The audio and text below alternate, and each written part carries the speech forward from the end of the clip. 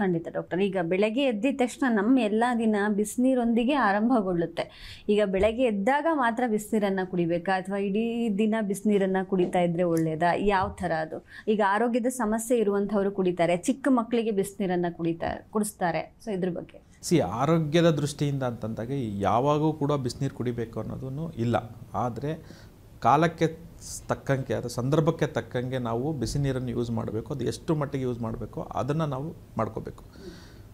ಈಗ ತುಂಬ ಬಾಯ್ಲ್ ಮಾಡಿ ಅದರಲ್ಲಿರೋ ಸತ್ವಗಳನ್ನೆಲ್ಲ ಕಳೆದುಕೊಂಡು ಕುಡಿಯುವ ನೀರಲ್ಲಿ ಅನಾನಿಕರ ಅಥವಾ ಹಾನಿಕರ ಜಾಸ್ತಿ ಆಗ್ತದೆ ಹೊರತು ಚೆನ್ನಾಗಿರುವಂತಹ ನೀರಲ್ಲಿ ಲೂಕಾಮ್ ಥರ ಅಂದರೆ ಜಸ್ಟ್ ಉಗುರು ಬೆಚ್ಚಗೆ ಮಾಡಿಕೊಂಡು ಕುಡಿದಾಗ ಅದು ಆರೋಗ್ಯಕ್ಕೆ ಆಹ್ಲಾದ ಆಗ್ತದೆ ಅಥವಾ ಆರೋಗ್ಯಕ್ಕೆ ಒಳ್ಳೆಯದಾಗ್ತದೆ. ಇವಾಗ ಚಳಿಗಾಲ ಬರ್ತದೆ ಅಥವಾ ತುಂಬ ಬೇಸಿಗೆಗಾಲ ಬರ್ತದೆ. ಈ ಬೇಸಿಗೆಗಾಲ ಬಂದಾಗಲೂ ಕೂಡ ನಾವೇನು ಹೇಳ್ತೀವಿ, ತಣ್ಣನೆ ನೀರು ಕುಡಿಬೇಕಂತ ಹೇಳ್ತೀವಿ.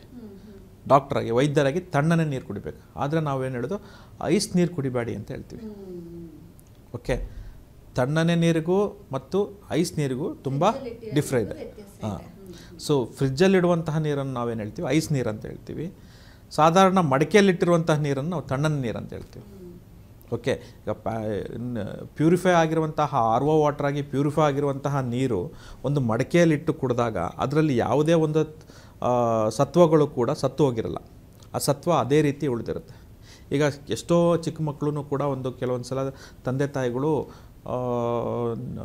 ನೀರು ಕುಡಿಸುವಾಗ ಬಿಸಿನೀರು ಕುಡಿಸಿದ್ರೆ ಕುಡಿಯಲ್ಲ.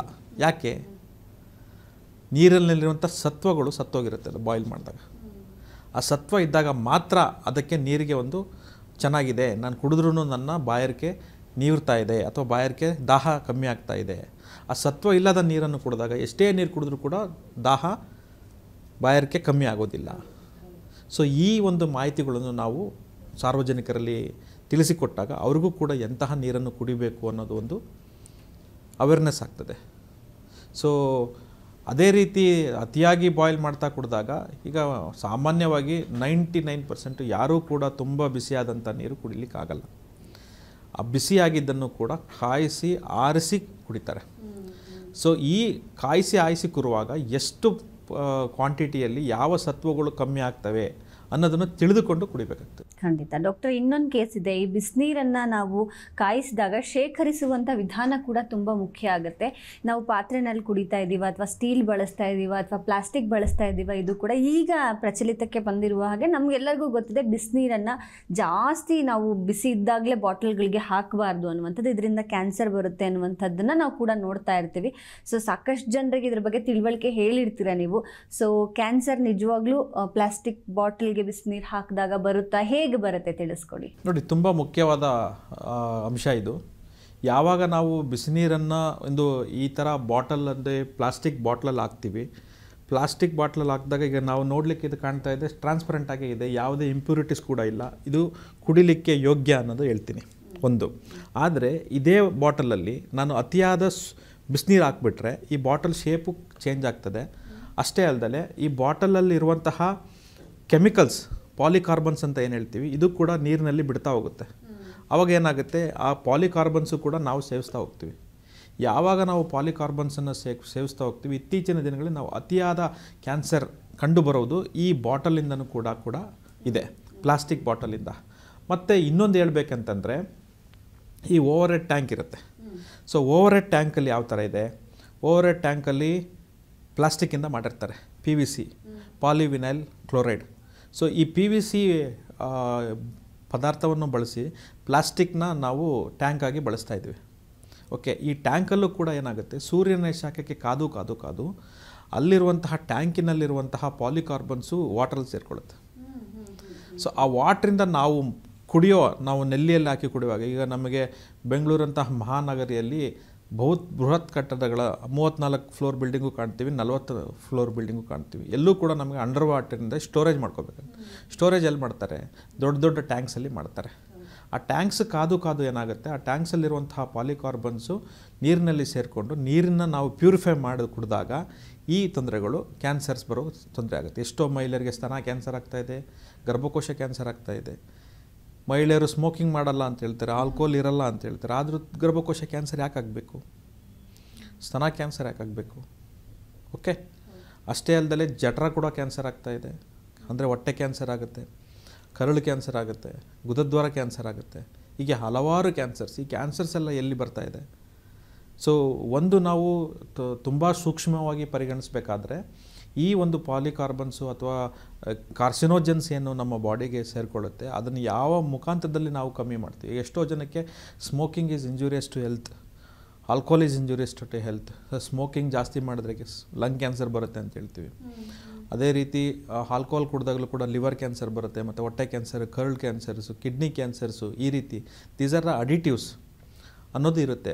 ಒಂದು ಜೆನೆಟಿಕ್ಕಿಂದನೂ ಕೂಡ ಕ್ಯಾನ್ಸರ್ಸ್ ಬಂದಾಗ ನಾವು ಎನ್ವೈರ್ನಮೆಂಟಲ್ಲಿ, ವಾತಾವರಣದಲ್ಲಿ ಯಾವುದೇ ರೀತಿಯ ನಮ್ಮ ಯೋಗಕ್ಷೇಮವನ್ನು ನೋಡ್ಕೊತಾ ಇದ್ದೀವಿ ಅನ್ನೋದ್ರ ಮೇಲೆ ಕೂಡ ಆಗ್ತದೆ. ಅದೇ ರೀತಿ ಬಿಸಿ ನೀರನ್ನು ಬಾಟಲಲ್ಲಿ ಹಾಕಿ, ವಾಟರ್ ಬಾಟಲಲ್ಲಿ ಹಾಕಿ ಅಥವಾ ಪ್ಲಾಸ್ಟಿಕ್ ಬಾಟಲಲ್ಲಿ ಹಾಕಿ ಸೇವನೆ ಮಾಡೋದ್ರಿಂದ ಅಲ್ಲಿ ಬರುವಂತಹ ಕಾರ್ಸಿನೋಜನ್ಸಿಂದ ಕ್ಯಾನ್ಸರ್ ಬಿಡೋ ಚಾನ್ಸಸ್ ಕೂಡ ಇರ್ತದೆ. ಸೊ ಇದನ್ನು ನಾವು ಬಿಸಿ ನೀರನ್ನು ನಾವು ಒಂದು ಮಡಕೆಯಲ್ಲಿ ಹಾಕಿದ್ರಾರು ಆಗ್ಬೋದು, ಮಣ್ಣಿನಲ್ಲಿ ಮಾಡಿದಂಥ ಮಡಕೆಯಲ್ಲಿ. ಯಾಕಂದರೆ ಹಳೆ ಕಾಲದಲ್ಲಿ ನಾವು ಎಷ್ಟೋ ಜನಕ್ಕೆ ನೋಡಿದಾಗ ಮಡಕೆಯಲ್ಲಿ ಹಾಕಿದಂತಹ ನೀರನ್ನೇ ಬಳಸ್ತಾಯಿದ್ರು, ಯಾವುದೇ ರೀತಿಯಾದ ಒಂದು ತೊಂದರೆಗಳು ಇರ್ತಾ ಇರಲಿಲ್ಲ.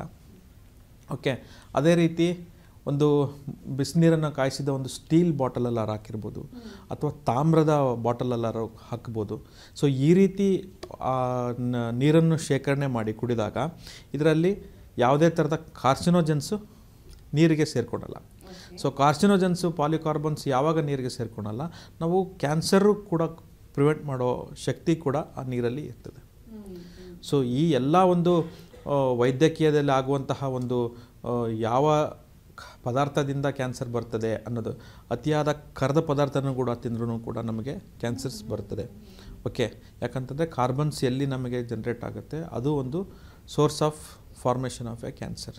ಯಾವಾಗ ನಾವು ಕ್ಯಾನ್ಸರ್ ಅಂತೀವಿ, ಒಂದು ಭಾಗದ ಒಂದು ಗಾಯ ಒಣಗದೆ ಪದೇ ಪದೇ ಆ ಜಾಗದಲ್ಲಿ ಗಾಯ 4 ದಿನದಲ್ಲಿ 28 ದಿನ ಗ್ರೋತ್ ಆಗೋದು 4 ದಿನದಲ್ಲಿ ಗ್ರೋತ್ ಆಗಿಬಿಡುತ್ತೆ.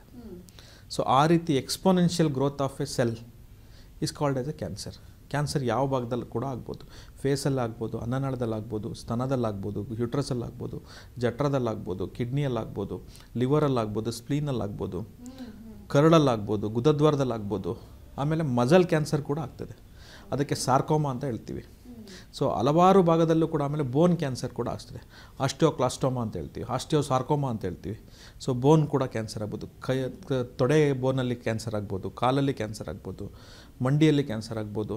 ಈ ರೀತಿ ಹಲವಾರು ಭಾಗದಲ್ಲೂ ಕೂಡ ಕ್ಯಾನ್ಸರ್. ಆಮೇಲೆ ಬ್ರೈನ್ ಟ್ಯೂಮರ್ಸ್ ಆಲ್ಸೋ ಹೇಳ್ತೀವಿ, ಆಮೇಲೆ ಬ್ಲಡ್ ಕ್ಯಾನ್ಸರ್ ಕೂಡ ಅಂತ ಹೇಳ್ತೀವಿ.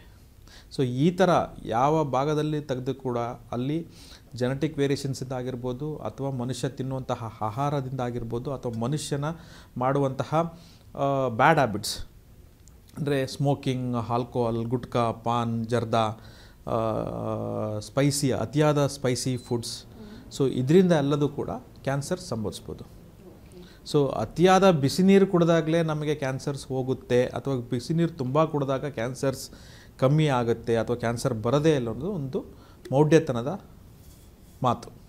ಖಂಡಿತ ಹೌದು. ತೂಕ ಇಳಿಗೆಗೆ ಸಹಕಾರಿ ಮತ್ತು ಜೀರ್ಣಕ್ರಿಯೆಗೆ ಸಹಕಾರಿಯಾಗುತ್ತೆ ಅಂತ ಹೇಳ್ತಾರೆ. ನಿಜಕ್ಕೂ ಇದು ಹೇಗೆ ವರ್ಕ್ ಆಗುತ್ತೆ ಡಾಕ್ಟರ್?